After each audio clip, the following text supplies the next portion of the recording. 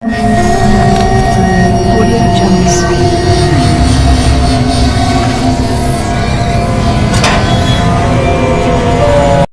Welcome to horror studio. Story updates के लिए bell icon को प्रेस कर लें और मेरे चैनल को सब्सक्राइब कर लें।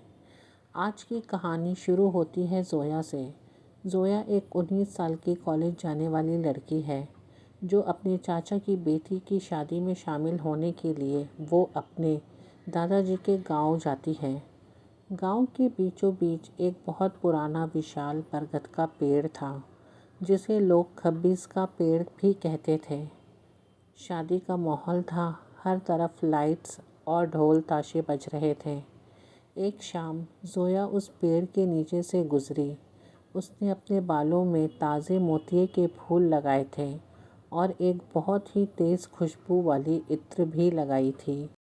गांव के बुज़ुर्गों का कहना है कि जिन 3 चीज़ों पे सबसे ज़्यादा जल्दी हावी होते हैं, खुले बाल, तेज़ खुशबू और खूबसूरती, और ज़ोया के पास ये तीनों चीज़ थी। शादी ख़त्म हुई लेकिन ज़ोया की फितरत बदलने लगी।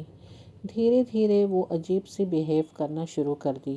पहले वो बहुत हंसती बोलती थी, पर अब वो घंटों अंधेरे कमरे में बैठी रहती। उसके खाना पीना भी बिल्कुल कम कर दिया था। ज़ोया की माँ ने देखा कि ज़ोया रात को सोते वक्त अजीब व गरीब ज़ुबान में बातें कर रही थी। एक ऐसी ज़बान जो न उर्दू थी, न हिंदी, न इंग्लिश। वो कोई पुरानी घुटी सी हुई भाषा थी। जब उसकी माँ ने उसे जगाने की कोशिश की तो ज़ोया ने अपनी आंखें खोली। उसकी आंखें पूरी तरह काली हो चुकी थी। सफ़ेद हिस्सा गायब हो चुका था। उसने अपनी माँ का हाथ इतनी ज़ोर से पकड़ा कि हड्डी चटकने की आवाज़ आई। उसकी माँ ने ज़ोर से चिल्लाया। सारे घर वाले इकट्ठा हो गए। ज़ोया की ये हरकत देख कर के वो काफ़ी परेशान हो चुके थे, लेकिन उसके पापा को समझ में आ गया था कि ये कुछ और ही मामला है। ज़ोया अजीब अजीब किस्म से चिल्ला रही थी। उसे घर वाले पकड़कर एक कमरे में बंद करते हैं। उसके हाथ पैर रस्सी से बांध दिए जाते हैं। क्योंकि ज़ोया जिस तरीके से कर रही थी, उससे ये साफ साबित हो रहा था कि वो शायद किसी हवा की शिकार हो चुकी है, यानी उसके ऊपर कोई जिन्नात या कोई शैतान का साया आ चुका है। अगले दिन उन्होंने गांव के सबसे बड़े आमिल बाबा रहमत को बुलाया। जब बाबा रहमत कमरे में दाखिल हुए तो कमरे का तापमान अचानक गिर गया। ज़ोया जो बेड पर बैठी थी वो धीरे धीरे हवा में उड़ने लगी। उसके बाल कांटों की तरह खड़े हो गए थे। बाबा ने पूछा, कौन है तू और इस मासूम को क्यों परेशान कर रहा है? ज़ोया के मुंह से एक मर्दाना भारी और गरजती हुई आवाज़ आई, मैं एक जिन हूँ और मैं उस बरगद के पेड़ पर रहता हूँ। उस दिन ये अपने बालों में फूल और इतनी बेहतरीन खुशबू लगाकर वहाँ पेड़ के पास आकर खड़ी हुई। तभी मुझे ये काफ़ी अच्छी लग गई और अब ये मेरी है। मैं इसे अपने साथ लेके जाऊँगा और इसका जिस्म मेरा घर है। बाबा को समझ आ गया था कि अब क्या करना है। वो घर वालों से कहते हैं, आप कमरा के बाहर चले जाएं और कुछ भी हो जाए आप कमरे के अंदर नहीं आएंगे। घर वाले सभी कमरे के बाहर चले जाते हैं, लेकिन वो घर के कमरे के बाहर ही खड़े रहते हैं। बाबा ने अपनी अमल शुरू की। उन्होंने चने के दानों पर कुछ पढ़कर ज़ोया पर फेंका। जैसे ही वो दाना ज़ोया के जिस्म से टकराया, वहाँ से धुआं निकलने लगा और ज़ोया के जिस्म पर जलने का निशान बन गया। जिन गुस्से में आ गया। ज़ोया के जिस्म अजीब तरह से मुड़ने लगा। उसने अपना सर पूरा 180 डिग्री पीछे घुमा दिया और दीवार पर छिपकली की तरह चढ़ने लगी। उसके नाखून दीवार की मिट्टी को खरोच रहे थे। घर वाले बाहर खड़े रो रहे थे। उन्हें अंदर से चीखने की और रोने की आवाज़ आ रही थी, लेकिन वो आवाज़ ज़ोया की नहीं थी।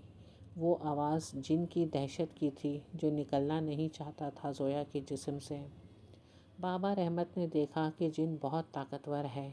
जिन काफ़ी गुस्से में था और उसने बाबा से कहा, अगर तुमने मुझे निकालने की कोशिश की इसके जिस्म से तो मैं इस लड़की को मार दूंगा।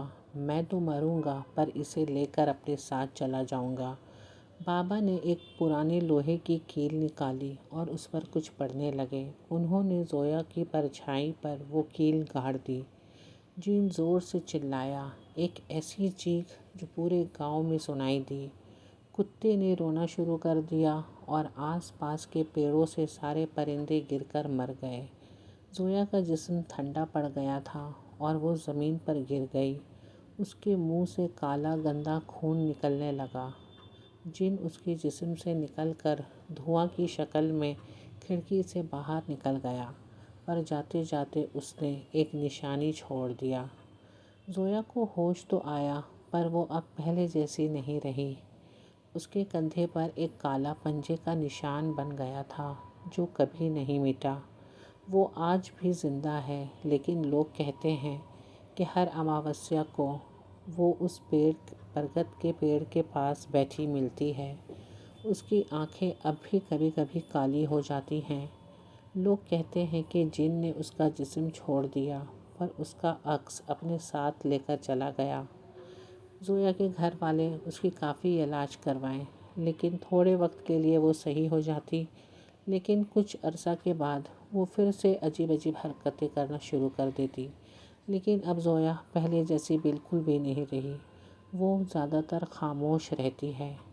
اب بھی اگر آپ گاؤں کے اس راستے سے گزریں اور آپ کو موتیوں کی پھول کی خوشبو آئے تو سمجھ لیں کہ وہ جن ابھی بھی وہاں ہے، کسی نئے روح کے انتظار میں۔